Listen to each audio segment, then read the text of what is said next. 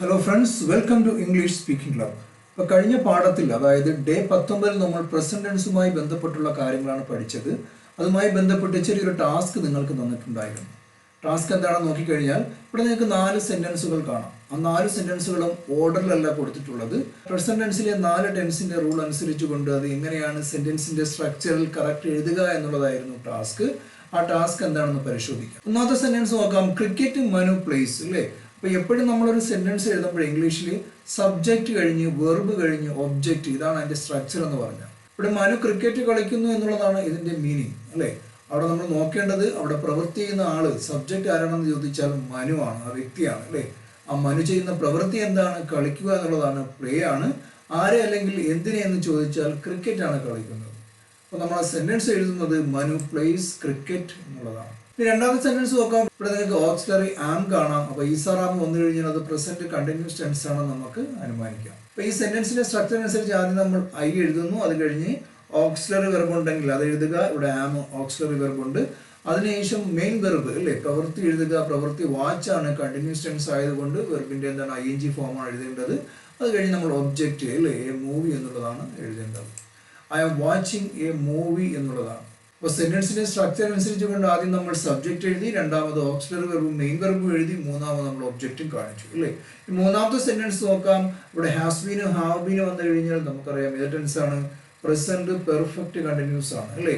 ഇവിടെ സെന്റൻസ് നോക്കുകയാണെങ്കിൽ have been we lesson studying എന്നുള്ളതാണ്. അതിന്റെ സ്ട്രക്ചർ നമ്മൾ എഴുതുകയാണെങ്കിൽ ആദ്യം നമ്മൾ എന്ത് ചെയ്യണം? ഇവിടെ പ്രവൃത്തി ചെയ്ത് ആരെന്ന് ചോദിച്ചാൽ വി, ഞങ്ങളാണ്.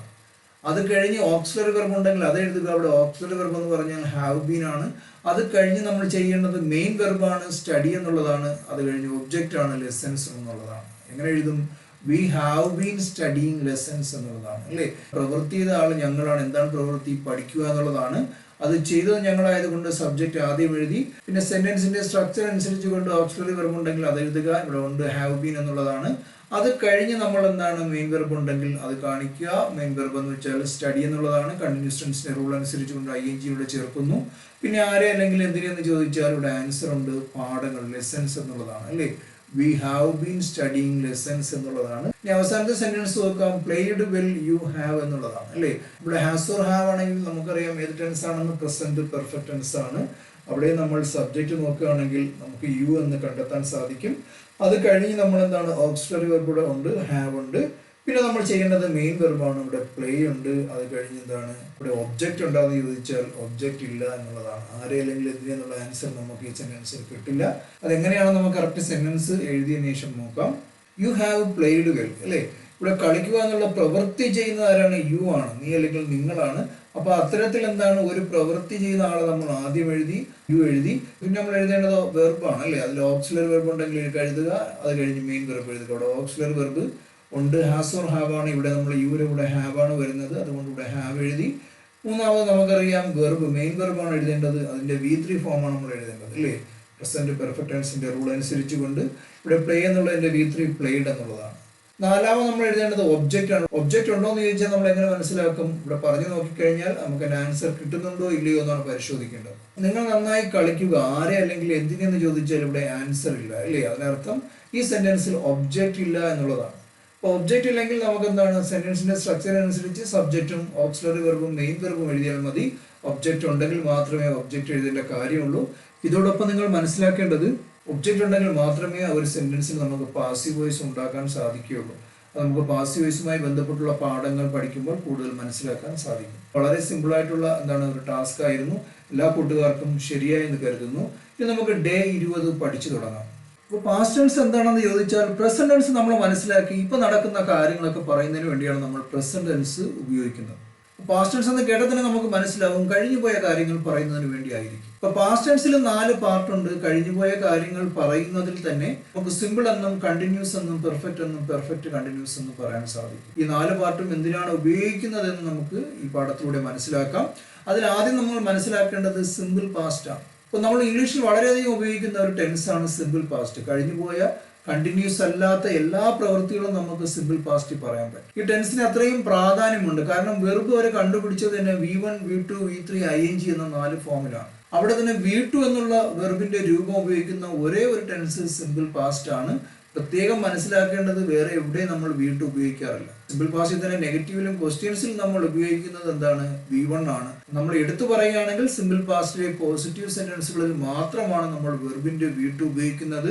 അത്രയ്ക്കും പ്രാധാന്യമുള്ള ഒരു ടെൻസാണ്, നമ്മൾ ഒരുപാട് ഉപയോഗിക്കുന്ന ഒരു ടെൻസാണ്. സബ്ജക്റ്റ് എന്ത് തന്നെ ആയാലും നമ്മൾ വെർബിന്റെ V2 രണ്ടാമത്തെ രൂപം എഴുതി കഴിഞ്ഞാൽ സിമ്പിൾ പാസ്റ്റ് ആയി. ഓക്സിലറി വെർബ് കൂടെ ഇല്ലാത്തത് കൊണ്ട് തന്നെ നമുക്ക് വളരെ അനായാസം ഇവിടെ സെന്റൻസ് എഴുതുവാനും അതുപോലെ തന്നെ സംസാരിക്കുവാനും സാധിക്കുന്നതാണ്. ഇപ്പൊ സെന്റൻസിന്റെ സ്ട്രക്ചർ ഞാൻ പറഞ്ഞു, സബ്ജക്റ്റ് കഴിഞ്ഞു, വെർബ് കഴിഞ്ഞു, അതായത് ഒബ്ജക്റ്റ്. ഇവിടെ നിങ്ങൾ ശ്രദ്ധിച്ചാൽ മനസ്സിലാകും ഓക്സിലറി വെർബ് ഒന്നുമില്ല. അതുകൊണ്ട് തന്നെ വളരെ എളുപ്പമാണ് നമുക്ക് ഈ സെന്റൻസ് എഴുതുവാനും പറയുവാനും. ഞാൻ പറഞ്ഞു വെർബിന്റെ V2 ഉപയോഗിക്കുന്ന ഒരേ ഒരു ടെൻസ് സിമ്പിൾ പാസ്റ്റ് ആണ്. ഒരു ഉദാഹരണം നോക്കുകയാണെങ്കിൽ ഞാൻ ഒരു നോവൽ എഴുതി എന്നുള്ളതാണ്. ഇപ്പൊ നമ്മൾ മലയാളത്തിൽ പറയുകയാണെങ്കിൽ എഴുതുക എന്നുള്ള വെർബ് എഴുതി, പോവുക എന്നുള്ള വെർബ് പോയി, വന്നു, കണ്ടു, ഉറങ്ങി, സംസാരിച്ചു, ഇതെല്ലാം നമ്മൾ എന്താണ് മലയാളത്തിൽ ഉപയോഗിക്കുന്ന ഒരു പ്രയോഗമാണ് സിമ്പിൾ പാസ്റ്റുമായി ബന്ധപ്പെട്ട്. ഇപ്പോൾ ഞാൻ പറഞ്ഞ ഈ സെന്റൻസിലെ സബ്ജക്റ്റ് ഇവിടെ പ്രവർത്തിക്കുന്ന ആള് ഞാനാണ്. ഇംഗ്ലീഷിൽ നമ്മൾ ഐ എന്ന് പറയുന്നു, അല്ലേ? രണ്ടാമത് നമ്മൾ എഴുതേണ്ടത് എന്താണ്? വെർബിന്റെ V2 രൂപമാണ്. ഇവിടെ വെർബ് പ്രവൃത്തി എന്ന് പറഞ്ഞാൽ എഴുതുക എന്നുള്ളതാണ്. ഇംഗ്ലീഷിൽ റൈറ്റ് എന്ന് പറയും. അതിന്റെ രണ്ടാമത്തെ രൂപം റോട്ട് ആണ്, മൂന്നാമത്തെ രൂപം റിട്ടൺ ആണ്, അല്ലേ? അപ്പോൾ റൈറ്റ്, റോട്ട്, റിട്ടൺ. അതിൽ നമുക്ക് വേണ്ടത് രണ്ടാമത്തെ രൂപമാണ്, റോട്ടാണ് സിമ്പിൾ പാസ്റ്റ് നമ്മൾ ഉപയോഗിക്കേണ്ടത്. അപ്പൊ എങ്ങനെ പറയും? ഐ റോട്ട്, അല്ലേ? മൂന്നാമത് നമ്മൾ മനസ്സിലാക്കേണ്ടത് ഒബ്ജക്റ്റ് ആണ്. ഞാൻ എഴുതി, ആരെ അല്ലെങ്കിൽ എന്തിനെ എന്ന് ചോദിച്ചാൽ ഇവിടെ ഒബ്ജക്റ്റ് എന്താണ്? അല്ലേ? ഒരു നോവലാണ്. അപ്പൊ ആ സെന്റൻസ് നമ്മൾ ഇംഗ്ലീഷിൽ പറയുന്നത് ഐ റോട്ട് എ നോവൽ എന്നുള്ളതാണ്. അതിന്റെ മലയാളം ഞാൻ ഒരു നോവൽ എഴുതി എന്നുള്ളതാണ്. രണ്ടാമത്തെ സെന്റൻസ് നോക്കാം, അവൾ ഒരു നോവൽ എഴുതി, ഇല്ലേ? ഇവിടെ സബ്ജക്റ്റ് മനസ്സിലാക്കേണ്ടത് ഒരു വിഷയമില്ല. സബ്ജക്റ്റ് എന്ത് തന്നെ ആയാലും നിങ്ങൾക്ക് ഈ സ്ട്രക്ചർ കാണാം, അവിടെ V2 ആണ്. അതുകൊണ്ട് തന്നെ ഈ ടെൻസ് വളരെ എളുപ്പവുമാണ് പറയുവാനും എഴുതുവാനും. അപ്പൊ അവളെന്ന് പറഞ്ഞാൽ ഇംഗ്ലീഷിൽ നമ്മൾ ഉപയോഗിക്കുന്നത് ഷീ ആണ്, അല്ലേ? അത് കഴിഞ്ഞ് നമുക്കറിയാം വെർബിന്റെ V2 ആണ്. ഇവിടെ ഒരു വ്യത്യാസമില്ല, റോട്ട് തന്നെയാണ്. അതുപോലെ തന്നെ എന്താണ്? ഒബ്ജക്റ്റിന് ഒരു വ്യത്യാസമില്ല, എ നോവൽ തന്നെയാണ്. ഈ മൂന്നാമത്തെ സെന്റൻസ് നോക്കാം, അവർ ഒരു നോവൽ എഴുതി, അല്ലേ? ഒന്നിൽ കൂടുതലാണ്, പ്ലൂറൽ ആണ്. അവർ എന്ന് വെച്ചാൽ ഇംഗ്ലീഷിൽ നമ്മൾ ദേ എന്നാണ് പറയുന്നത്. ഇവിടെ ശ്രദ്ധിച്ചാൽ മനസ്സിലാക്കാം സബ്ജക്റ്റ് മാത്രമേ മാറുകയുള്ളൂ, വെർബും ഒബ്ജക്റ്റിനൊന്നും ഒരു മാറ്റവും സംഭവിക്കില്ല. ഇവിടെയും സെയിം തന്നെയാണ്, റോട്ട് എ നോവൽ എന്നുള്ളതാണ്. ഇവിടെ മനസ്സിലാക്കേണ്ടത് സിമ്പിൾ പാസ്റ്റ് വളരെ എളുപ്പമാണ്. സബ്ജക്റ്റ് എന്ത് തന്നെ ആയാലും വെർബിന്റെ V2 എഴുതുക, ഒബ്ജക്റ്റ് ഉണ്ടെങ്കിൽ ഒബ്ജക്റ്റ് എഴുതി കഴിഞ്ഞാൽ സിമ്പിൾ പാസ്റ്റ് സെന്റൻസ് ആയി. ഇതോടൊപ്പം നിങ്ങൾ മനസ്സിലാക്കി വെക്കേണ്ടത് ചില സാഹചര്യങ്ങളിൽ ഒരു സെന്റൻസിൽ രണ്ട് വെർബ് വരും. അത് സിമ്പിൾ പാസ്റ്റിലെന്നല്ല, ഏത് ടെൻസിലും വരാം. അപ്പൊ നിങ്ങൾ ശ്രദ്ധിക്കേണ്ടത് രണ്ട് വെർബ് വരുമ്പോൾ അവിടെ അന്താളിച്ച് നിൽക്കുകയല്ല വേണ്ടത്. അവിടെ ആ സെന്റൻസിൽ ആക്ഷൻ നടക്കുന്ന വെർബാണ് മെയിൻ വെർബ്. അത് ഏത് ടെൻസ് ആണോ അതിന്റെ റൂൾ അനുസരിച്ച് നിങ്ങൾ എഴുതുക.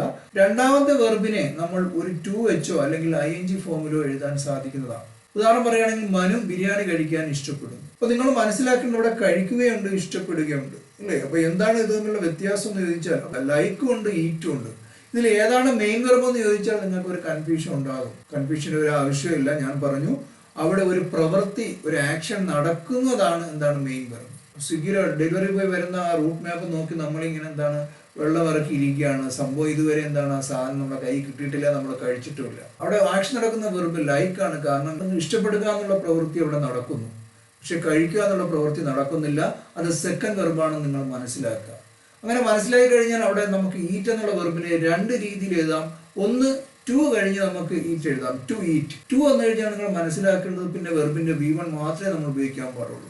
ടു ഈറ്റ് എന്നേ പറയാവൂ. ടു ഈറ്റിംഗ് എന്നോ ടു ഏറ്റ് എന്നൊക്കെ പറഞ്ഞാൽ തെറ്റാണ്. അപ്പൊ അല്ലെങ്കിൽ നമുക്ക് ടു വേണ്ട, ING മാത്രം എഴുതാം, ഈറ്റിംഗ് എന്ന് മാത്രം എഴുതാം. അപ്പൊ മനു ബിരിയാണി കഴിക്കാൻ ഇഷ്ടപ്പെടുന്നു എന്ന് ഞാൻ പറയുകയാണ്, അല്ലേ? അപ്പൊ അവിടെ നിങ്ങൾ മനസ്സിലാക്കേണ്ടത് ഇഷ്ടപ്പെടുക എന്നുള്ളതാണ് അവിടുത്തെ മെയിൻ വെർബ്. അതിന് നമ്മൾ സിമ്പിൾ പ്രസന്റിൽ പറയുകയാണെങ്കിൽ മനു ലൈക്സ്. ഇവിടെ എന്തുകൊണ്ടാണ് എസ് വന്നതെന്ന് വെച്ചാൽ മനു ഒരാളായത് കൊണ്ടാണ്, നമ്മൾ പഠിച്ചതാണ്.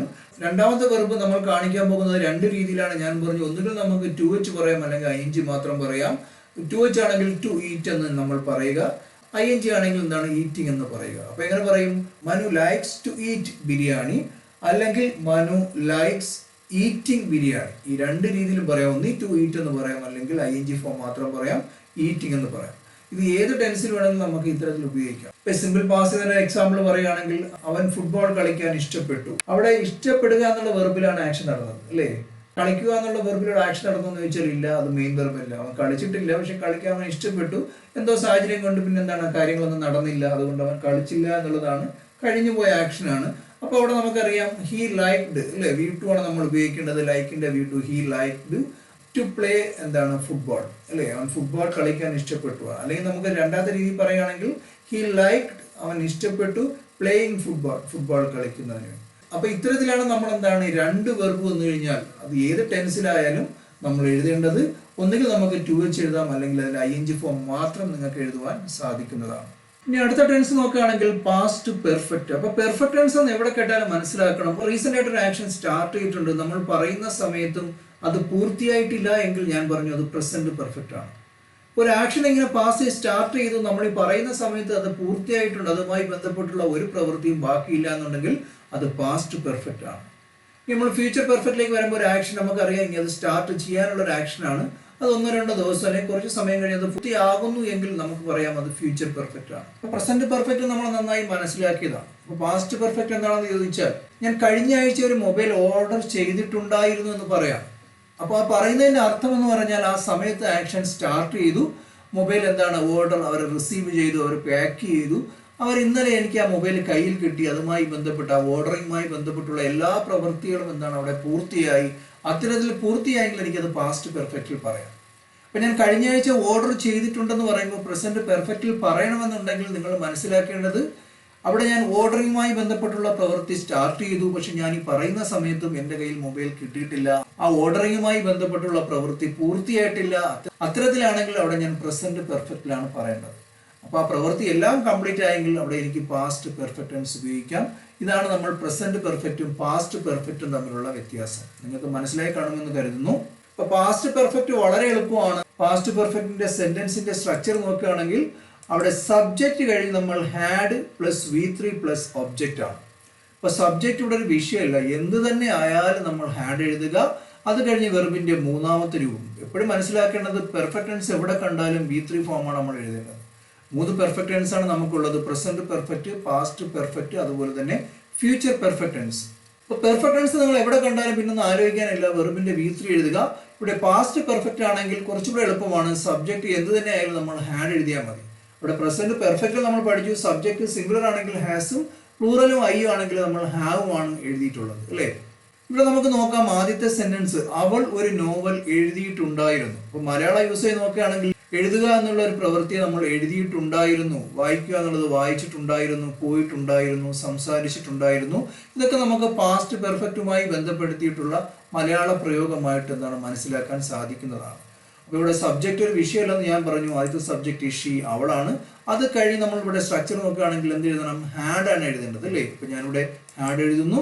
പിന്നെ വെർബിന്റെ മൂന്നാമത്തെ രൂപമാണ് ഇവിടെ എഴുതുക എന്നുള്ളതാണ് വെർബ്. അപ്പൊ റൈറ്റിന്റെ മൂന്നാമത്തെ രൂപം റൈറ്റ്, റോട്ട്, റിട്ടൺ എന്നുള്ളതാണ്. അപ്പോൾ റിട്ടൺ ആണ് എഴുതേണ്ടത്. She had written. അത് കഴിഞ്ഞ് ഒബ്ജക്റ്റ് ഉണ്ടോ എന്ന് നോക്കണം. അവൾ എഴുതിയിട്ടുണ്ടായിരുന്നു. ആരെ അല്ലെങ്കിൽ എന്തിനെന്ന് ചോദിച്ചാൽ ഇവിടെ ആൻസർ ഉണ്ട്, ഒബ്ജക്റ്റ് ഉണ്ട്. എന്താണ്? ഒരു നോവൽ, അല്ലേ? എ നോവൽ എന്നുള്ളതാണ്. അപ്പൊ സെന്റൻസ് പറയുകയാണെങ്കിൽ she had written a novel, അവൾ ഒരു നോവൽ എഴുതിയിട്ടുണ്ടായിരുന്നു. ഇനി നമുക്ക് അടുത്ത സബ്ജക്റ്റ് വെച്ച് നോക്കാം, അവർ എന്നുള്ളതാണ്, അല്ലേ? സെന്റൻസ് നോക്കുകയാണെങ്കിൽ അവർ ഒരു നോവൽ എഴുതിയിട്ടുണ്ടായിരുന്നു. അവർ എന്ന് പറഞ്ഞാൽ ഇംഗ്ലീഷിൽ നമുക്കറിയാം ദേ എന്നുള്ളതാണ്. അത് കഴിഞ്ഞ് ഇവിടെ ഒരു മാറ്റവുമില്ല, നമ്മൾ ഹാഡ് എഴുതുന്നു, വെർബിന്റെ V3 എഴുതുന്നു, പിന്നെ ഒബ്ജക്റ്റ് എഴുതുന്നു. They had written a novel, അവർ ഒരു നോവൽ എഴുതിയിട്ടുണ്ടായിരുന്നു. ഇനി അടുത്ത സബ്ജക്റ്റ് നോക്കുകയാണെങ്കിൽ ഞാൻ, അല്ലേ? ഇംഗ്ലീഷിൽ നമ്മൾ ഐ എന്ന് പറയുന്നു. ഇവിടെയും സെന്റൻസിന് ഒരു മാറ്റം ഉണ്ടാവില്ല, ആകെ മാറുന്നത് സബ്ജക്റ്റ് മാത്രമാണ്. സബ്ജക്റ്റ് എന്ത് തന്നെ ആയാലും നമ്മളിവിടെ ഹാഡ് എഴുതുന്നു. അത് കഴിഞ്ഞ് നമ്മൾ വെർബിന്റെ മൂന്നാമത്തെ രൂപം എഴുതുന്നു, പിന്നെ ഒബ്ജക്റ്റ് ഉണ്ടെങ്കിൽ ഒബ്ജക്റ്റ് കാണിക്കുന്നു. ഞാനൊരു നോവൽ എഴുതിയിട്ടുണ്ടായിരുന്നു, I had written a novel എന്നുള്ളതാണ്. നമുക്ക് അടുത്ത പാസ്റ്റ് ടെൻസുമായി ബന്ധപ്പെട്ട് പഠിക്കേണ്ടത് പാസ്റ്റ് കണ്ടിന്യൂസ് ടെൻസ് ആണ്. അപ്പൊ കണ്ടിന്യൂസ് ടെൻസ് എന്ന് കേട്ടാലേ നമുക്കറിയാം ആക്ഷൻ ഇങ്ങനെ കണ്ടിന്യൂസ് ആയിട്ട് കുറച്ച് സമയം ഉണ്ടാകും, അല്ലേ? അത്തരത്തിൽ നമ്മൾ ഉപയോഗിക്കുന്നതാണ് ഈ കണ്ടിന്യൂസ് ടെൻസുകൾ. പ്രസന്റ് കണ്ടിന്യൂസും പ്രസന്റ് പെർഫെക്റ്റ് കണ്ടിന്യൂസ് ടെൻസും നമ്മൾ പഠിച്ചതാണ്. ഇവിടെ പാസ്റ്റ് കണ്ടിന്യൂസ് ടെൻസുമായി ബന്ധപ്പെട്ട് അതിന്റെ സ്ട്രക്ചർ നോക്കുകയാണെങ്കിൽ സബ്ജക്റ്റ് കഴിഞ്ഞ് നമ്മൾ ഓക്സിലറി വെർബ് ഇവിടെ ഉണ്ട്, ഇവിടെ വാസും ഉണ്ട്, വേറും ഉണ്ട്. അത് കഴിഞ്ഞ് വെർബിന്റെ ING ആണ്, പിന്നെ നമ്മൾ ഒബ്ജക്റ്റ് ആണ്. അപ്പൊ ഈ കണ്ടിന്യൂസ് ടെൻസ് എന്ന് എവിടെ കേട്ടാലും നിങ്ങൾ മനസ്സിലാക്കേണ്ടത് വെർബിന്റെ ING ഫോമാണ് എഴുതേണ്ടത്. നേരത്തെ ഞാൻ പറഞ്ഞു പെർഫെക്റ്റ് ടെൻസ് എവിടെ കേട്ടാലും നമ്മൾ വെർബിന്റെ V3 എഴുതുക. 3 പെർഫെക്റ്റ് ടെൻസ് ആണ്. അതുപോലെ നമുക്ക് ഈ 12 ടെൻസിൽ 6 കണ്ടിന്യൂസ് ടെൻസ് ആണ്. Present continuous, present perfect continuous, past continuous, past perfect continuous, future continuous, future perfect continuous. ഈ കണ്ടിന്യൂസ് ടെൻസ് എവിടെ കേട്ടാലും നിങ്ങൾ മനസ്സിലാക്കേണ്ടത് അവിടെ നമ്മൾ വെർബിന്റെ ING ഫോമാണ് യൂസ് ചെയ്യേണ്ടത്, കേട്ടോ? വളരെ എളുപ്പമാണ്. അപ്പൊ ഇവിടെ സബ്ജക്റ്റ് നോക്കേണ്ടത് ഇവിടെ മാത്രമാണ് ഐ എന്ന സബ്ജക്റ്റിന് വലിയ വില കൊടുക്കാത്തത്. വിലയില്ല എന്ന് വെച്ചാൽ അവിടെ നമ്മൾ പ്ലൂറലായിട്ടല്ല ട്രീറ്റ് ചെയ്യുന്നത്, ഐ എന്താണോ അതായിട്ട് തന്നെയാണ് നമ്മൾ ഇവിടെ ട്രീറ്റ് ചെയ്യുന്നത്. ഐ സിംഗുലർ ആയിട്ടാണ് ട്രീറ്റ് ചെയ്യുന്നത്. അതുകൊണ്ടാണ് നമ്മൾ ഇവിടെ മാത്രം ഐ വാസ് എന്ന് ഉപയോഗിക്കുന്നത്. സബ്ജക്റ്റ് സിംഗുലർ ആണെങ്കിലും ഐ ആണെങ്കിലും. ഒന്നിൽ കൂടുതലാണെങ്കിൽ ഇവിടെ നമ്മൾ വേറൊന്ന് ഓക്സിലറി വെർബാണ് ഉപയോഗിക്കുന്നത്. ഇവിടെ നോക്കിക്കഴിഞ്ഞാൽ ആദ്യത്തെ സെന്റൻസ് അവൾ ഒരു നോവൽ എഴുതുകയായിരുന്നു എന്നുള്ളതാണ് അല്ലേ. ഇവിടെ സബ്ജക്റ്റ് നോക്കുകയാണെങ്കിൽ ഷീ ആണ്. അത് കഴിഞ്ഞ് നമ്മൾ ഒരാളായതുകൊണ്ട് ഇവിടെ എന്ത് എഴുതി? വാസ് എന്ന് എഴുതി അല്ലേ. She was. പിന്നെ നമുക്കറിയാം വെർബ് പ്രവൃത്തിയുടെ കൂടെ നമ്മൾ എന്ത് ചെയ്യണം? ING ആണ് എഴുതുന്നത്. ഇവിടെ പ്രവൃത്തി എന്ന് വെച്ചാൽ എഴുതുക എന്നുള്ളതാണ്, റൈറ്റ് ആണ്. അതിന്റെ കൂടെ നമ്മൾ എന്ത് ചെയ്യണം? ING ചേർക്കുമ്പോൾ റൈറ്റിംഗ് എന്ന് വരുന്നു. പാസ്റ്റിൽ നമ്മൾ 1-2 യൂസേജുകൾ സാധാരണ മലയാളത്തിൽ ഉപയോഗിക്കാറുണ്ട്. എഴുതുകയായിരുന്നു എന്നും അതുപോലെ തന്നെ എഴുതിയിരുന്നെന്നും എഴുതുമായിരുന്നു എന്നൊക്കെ നമ്മൾ ഉപയോഗിക്കാറുണ്ട്. ഏത് ഉപയോഗിച്ചാലും അത് മനസ്സിലാക്കേണ്ടത് പാസ്റ്റ് കണ്ടിന്യൂസ് തന്നെയാണ്. അതെല്ലാം ശരി തന്നെയാണ്. അപ്പം നിങ്ങൾ ഏതാണോ ഉപയോഗിക്കുന്നത് ആ യൂസേജ് ഉപയോഗിച്ചുകൊണ്ട് പഠിക്കുക. നമ്മളെപ്പോഴും സംസാര ഭാഷയിലുള്ള പ്രയോഗങ്ങളാകുമ്പോൾ കുറച്ചുകൂടെ നമുക്ക് ആ ടെൻസ് മനസ്സിലാക്കി ഉപയോഗിക്കാൻ സാധിക്കും എന്നുള്ളതാണ്. അപ്പൊ അവൾ എഴുതുകയായിരുന്നു. ഇവിടെ ആരെ അല്ലെങ്കിൽ എന്തിനെന്ന് ചോദിച്ചാൽ ഇവിടെ ഒബ്ജക്റ്റ് ഉണ്ട്, ഒരു നോവൽ അല്ലേ. അപ്പൊ നമ്മളെങ്ങനെ പറയും? She was writing a novel. അവൾ ഒരു നോവൽ എഴുതുകയായിരുന്നു എന്നുള്ളതാണ്. രണ്ടാമതൊരു സെന്റൻസ് നോക്കുകയാണെങ്കിൽ അവർ ഒരു നോവൽ എഴുതുകയായിരുന്നു. ഇവിടെ സബ്ജക്റ്റ് പ്ലൂറലാണ്, ഒന്നിൽ കൂടുതലാണ്. നമുക്കറിയാം എന്താണ്? ദേ ആണ്. അത് കഴിഞ്ഞ് ഇവിടെ വാസ് ആണോ വേറാണെന്ന് ചോദിച്ചാൽ ഞാൻ പറഞ്ഞു സബ്ജക്റ്റ് ഒന്നിൽ കൂടുതലാണെങ്കിൽ അവിടെ പ്രവൃത്തി ചെയ്ത ആൾക്കാർ ഒന്നിൽ കൂടുതലാണെങ്കിൽ നമ്മൾ വേറാണ് ഉപയോഗിക്കേണ്ടത്. ദേ വേർ അല്ലേ. പിന്നെ വെർബിനും ഒബ്ജക്റ്റിനും ഒന്നൊരു മാറ്റവും ഇല്ല. ഇവിടെ ING ഫോം തന്നെയാണ് ഈ ടെൻസിന്റെ റൂൾ അനുസരിച്ച് കൊണ്ട്. റൈറ്റിംഗ് തന്നെയാണ്, അതുപോലെ ഒബ്ജക്റ്റ് എ നോവൽ തന്നെയാണ്. They were writing a novel. അവർ ഒരു നോവൽ എഴുതുകയായിരുന്നു. ഇനി അടുത്ത ഐ വെച്ച് നോക്കാം. ഞാനൊരു നോവൽ എഴുതുകയായിരുന്നു. അപ്പൊ ഐയുടെ കൂടെ ഞാൻ പറഞ്ഞു ഈ ഒരു ടെൻസിൽ മാത്രമാണ് ഐ നമ്മൾ സിംഗുലർ ആയിട്ട് ട്രീറ്റ് ചെയ്യുന്നത്, ഒരാളായിട്ട് ട്രീറ്റ് ചെയ്യുന്നത്. അതുകൊണ്ട് ഇവിടെ ഐ വാസ് എന്നാണ് വരുന്നത്. അപ്പൊ ഇവിടെ എങ്ങനെ പറയും? I was writing a novel അല്ലേ. ഞാനൊരു നോവൽ എഴുതുകയായിരുന്നു എന്നുള്ളതാണ്. പ്രത്യേകം മനസ്സിലാക്കേണ്ടത് ഈ ടെൻസുമായി ബന്ധപ്പെട്ട് ഈ ഒരു ടെൻസിൽ മാത്രമാണ് ഐ എന്ന സബ്ജക്റ്റ് നമ്മൾ സിംഗുലർ ആയിട്ട് ട്രീറ്റ് ചെയ്യുന്നത്. ഇവിടെ ഒരാളാണെങ്കിലും ഐ ആണെങ്കിലും നമ്മൾ ഉപയോഗിച്ചത് എന്താണ്? വാസ് ആണ്. ഒന്നിൽ കൂടുതലാണെങ്കിൽ വേറെ ഉപയോഗിക്കുക. വെർബിന്റെ ING ഫോമാണ് നമ്മൾ ഉപയോഗിക്കേണ്ടത്. Past continuous tense.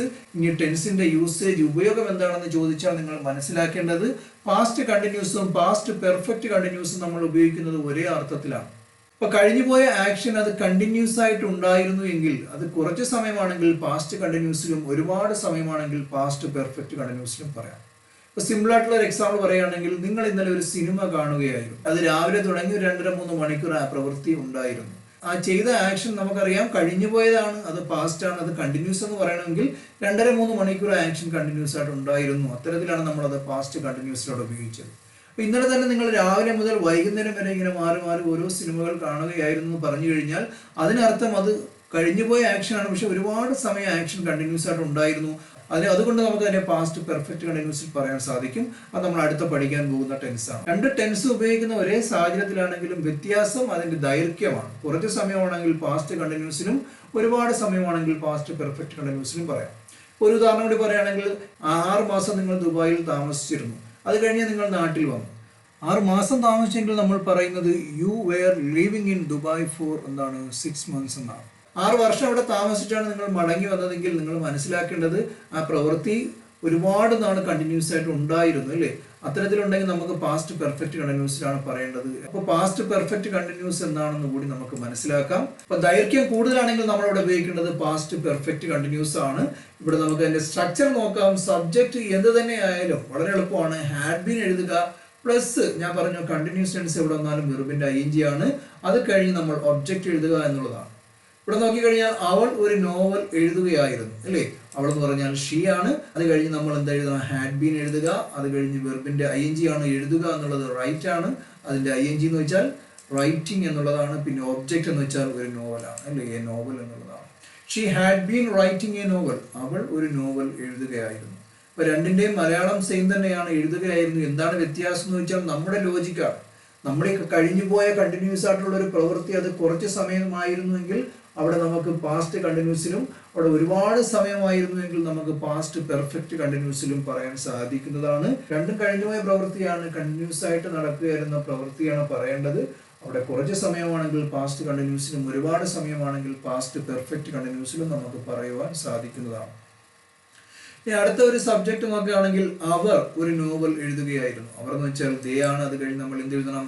Had been എഴുതണം. അത് കഴിഞ്ഞ് ഒരു മാറ്റവുമില്ല, വെർബിന്റെ ING form object a novel എന്നുള്ളതാണ്. They had been writing a novel, അവർ ഒരു നോവൽ എഴുതുകയായിരുന്നു എന്നുള്ളതാണ്. ഇനി ഞാനൊരു നോവൽ എഴുതുകയായിരുന്നു, ഞാനെന്ന് പറഞ്ഞാൽ സബ്ജക്റ്റ് ഐ ആണ്, അത് കഴിഞ്ഞ് ഹാഡ് ബീൻ ആണ്, ഒരു വ്യത്യാസവും ഇല്ല. റൈറ്റിംഗ് എ നോവൽ ഇല്ലേ, ഞാനൊരു നോവൽ എഴുതുകയായിരുന്നു. I had been writing a novel. വളരെ എളുപ്പമാണ്. സബ്ജക്റ്റ് എന്ത് തന്നെ ആയാലും നമ്മൾ ഹാഡ് ബീൻ എഴുതുക. കണ്ടിന്യൂസ് ടെൻസിലെല്ലാം വെർബിന്റെ ing ആണ്. ഒബ്ജക്റ്റ് ഉണ്ടെങ്കിൽ ഇവിടെ ഒബ്ജക്റ്റ് എഴുതുക എന്നുള്ളതാണ്. ഇത്തരത്തിലാണ് നമ്മൾ പാസ്റ്റ് ടെൻസ് മനസ്സിലാക്കേണ്ടത്. പാസ്റ്റ് ടെൻസിന്റെ 4 രൂപങ്ങൾ നമ്മൾ മനസ്സിലാക്കി. ഇതുമായി ബന്ധപ്പെട്ട് ചെറിയൊരു ടാസ്ക് നിങ്ങൾക്ക് തരികയാണ്. ഇവിടെ ഒരു 4 സെന്റൻസ് കാണാം. ആ സെന്റൻസ് മനസ്സിലാക്കി അത് കറക്റ്റായി എഴുതാൻ ശ്രമിക്കുക. അതിന്റെ ആൻസർ നിങ്ങൾക്ക് ഡേ 21 കാണുവാൻ സാധിക്കുന്നതാണ് ഫ്യൂച്ചർ ടെൻസുമായി ബന്ധപ്പെട്ടുള്ള പാഠങ്ങളിൽ. ഇവിടെ നോക്കുകയാണെങ്കിൽ ഒന്നാമത്തെ സെന്റൻസിൽ എന്താണ്, ജോൺ ഡാഷ് ബിരിയാണി. ഇത് സിമ്പിൾ പാസ്റ്റ് വരുമ്പോൾ നമ്മളത് എങ്ങനെ എഴുതും എന്നുള്ളതാണ്, വെർബിന്റെ രൂപമാണ് എഴുതേണ്ടത്. അതുപോലെ തന്നെ എന്താണ്, ഇത് കണ്ടിന്യൂസ് ടെൻസ് ആണ്, ഞാൻ പറഞ്ഞു ing ഫോം കാണാം. ഇവിടെ നിങ്ങൾക്ക് 2 കണ്ടിന്യൂസ് ടെൻസ് എഴുതാം. പാസ്റ്റ് കണ്ടിന്യൂസ് എഴുതാം, പാസ്റ്റ് പെർഫെക്റ്റ് കണ്ടിന്യൂസ് എഴുതാം. രണ്ടും എഴുതിയാലും എന്താണ് ശരി തന്നെയാണ്.